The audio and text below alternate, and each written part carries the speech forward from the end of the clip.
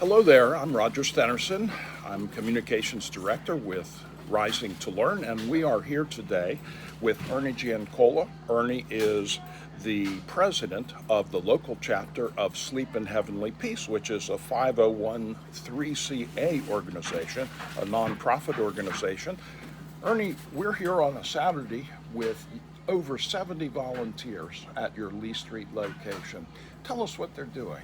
So we're building beds for children ages 3 to 17 years of age across Washington County. Every zip code we deliver to across Washington County. And I'm sure you can hear some of the work in the background. They're sawing, hammering, and banding of components. Tell us a little bit about the nature of the beds that your organization provides. So all our beds are twin size beds.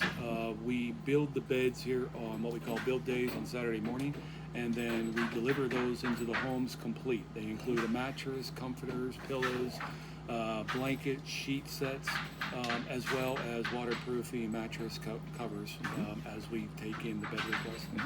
You mentioned that, as we were speaking a little earlier, that you've had requests from beyond Washington County, and that there are, with your vision statement, your mission statement rather, being having no child sleep on the floor in our town, that you are working with other communities now, exploring to find other organizations to do similar work in our neighboring communities. So Maryland, we're blessed that we have 6 chapters now across Maryland, but that's not the case for all states across the United States.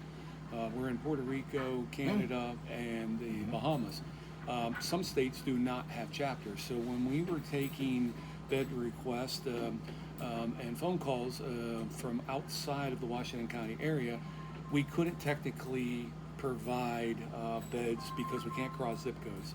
So it was laid on my heart about a year ago that we should be supporting Cumberland, Maryland, because there was a great demand, as well as Greencastle and Waynesboro area.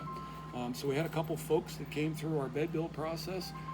They come to find out, as things worked out, that had connections and or lived in those areas, and they started inquiring what it would take to start a chapter. So they walked alongside of us for the past 6 months. And we opened up the zip codes in those areas out of the Washington County chapter because we had a surplus of beds. We were able to keep up with the demand. And the second week of May, those 2 individuals went through training at corporate at Sleep in Heavenly Peace, and they are up and running. It'll take months for them to get their feet underneath them, to get a core team, get their tool package, a warehouse, and whatnot. So we're going to continue to support them until they're able to stand on their own feet. So fast forward, this actually came to fruition a little faster than what we actually thought it would take. So there's a mentoring component there, growing this program beyond the borders of Washington County. That's fantastic. The beds are made of largely 2x4 stock. Tell us about, we know that you provide mattresses and some sheets and linens and perhaps a blanket or 2. Tell us where all those things come from. So largely the donations that we take in, we operate primarily on 100% donations and 100% volunteers. So the donation, that we take in primarily purchase the lumber at a discount rate through Lowe's here in Westwood Boulevard and Shank Farm Way locations. Makes me want to shop at Lowe's. Yes, they are a huge supporter for our organization on a national level as well as on a community level. And then we purchase the mattresses through those funds. Ideally, the blankets, the quilts, the pillowcases, the pillows, the sheet sets, even the waterproof mattress protectors, those are donated across the county from church organizations, civic clubs, businesses, anybody that wants to partner with us. What they'll do is they'll hold what we call a bedding drive for 30 days. We can give them donation bins that have our QR code reader right on the bin. They solicit these donations, they put them in, and then when we collect those, we send our team to collect them. We are able to send them a tax donation. Thank you very much for supporting us. So, well, your organization, it seems as it's grown, you've really gotten refinements added, like the scannable labels that you were mentioning, and it's becoming now, although I wouldn't say it is as widely known as some organizations in the Hagerstown area, it's really growing. And with 70 volunteers here today, my goodness. Tell us a little bit about the nature of the volunteers, their age ranges, and so forth. So on our website, we list ages 10 years of age and older, and that's primarily to operate the tools from a safety standpoint. I'd be remiss not to make mention that we've had them as young as a young girl, 2 years of age. She carried one slat with her mother at a time to the slat table, and then during break she handed out bottles of water. And then we have them as what I call the seasoned folks. We've had them as old as 80 years old, standing for 3 hours at the sander, and you really have to pull them off of there on hot summer days. So we're very diverse because our organization and our process is very templated and jigged. Many hands can do much work. There's no experience necessary. Our core team comes alongside of them, not only from a fellowship standpoint, but we want to make sure that they have a great experience so that they can take word of mouth of what they experience here today, for instance.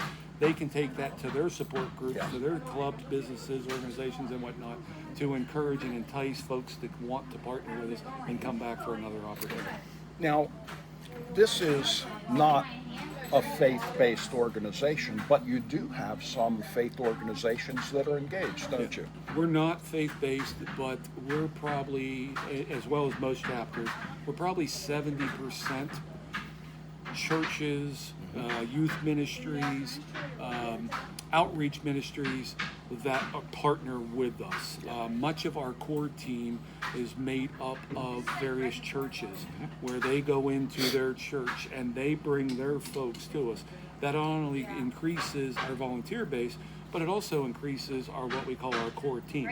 The folks that are here for pre-cut staging nights, the folks that are here to lead by example and mentor to the groups that come through, as well as spearhead and partner with us for the bed deliveries themselves. Say I have a child that doesn't have a bed, how do I reach out to your organization to request assistance? So we're known throughout Washington County, through the hospitals, through the schools, case managers, guidance counselors, teachers, principals, other nonprofits that we work with. They're aware of that process, so they can actually be part of a referral process. Everything we do is anonymous. So if one is kind of taken back from a pride standpoint that they don't want to share that information, one of these individuals or support groups can actually be part of the referral process. But you can go as easy to shpbeds, BEDS.org, /apply. You can find a chapter across the United States. So for instance, here in the Washington County area, it'd be Hagerstown, Maryland. And there's a bed request form there that you fill out electronic. It's real easy. We do need a guardian to be part of that. Guardian also has to be present when we deliver the bed. We ask some what I'll call generic information. Child's first name is all we need. We want to know the age, and we just keep that in our database to know how far out we're delivering.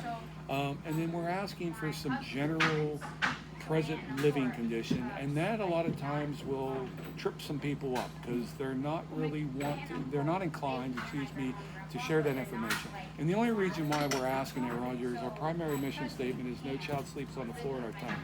If somebody is sleeping on the floor, I, as a chapter president, prioritizes them.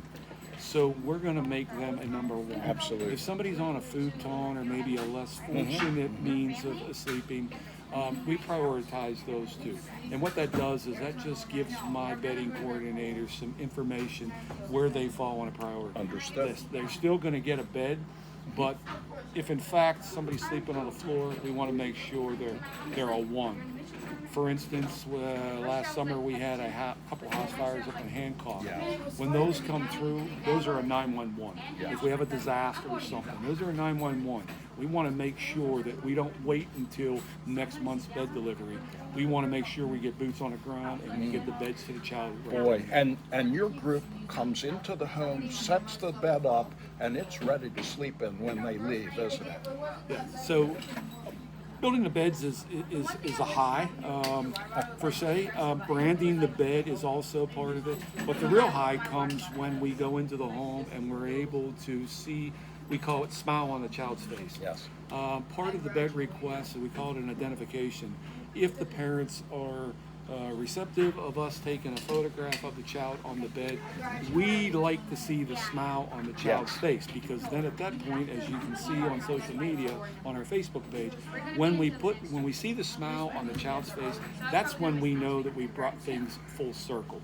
Building the beds is great, but you can have all the beds in the world in the warehouse. If we're not getting them into the homes, it's kind of twofold process. So we want to see the smile on the child's face. Well, I'll tell you what, seeing the smile on the child's face is very heartwarming. And if you are an interested volunteer viewing this video and you would like for your heart to be warmed, I urge you to be in touch with Sleep in Heavenly Peace here in Hagerstown.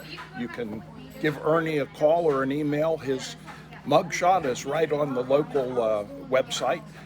We thank you, Ernie, and wish your organization the very best in the future. Thank you for all your good work.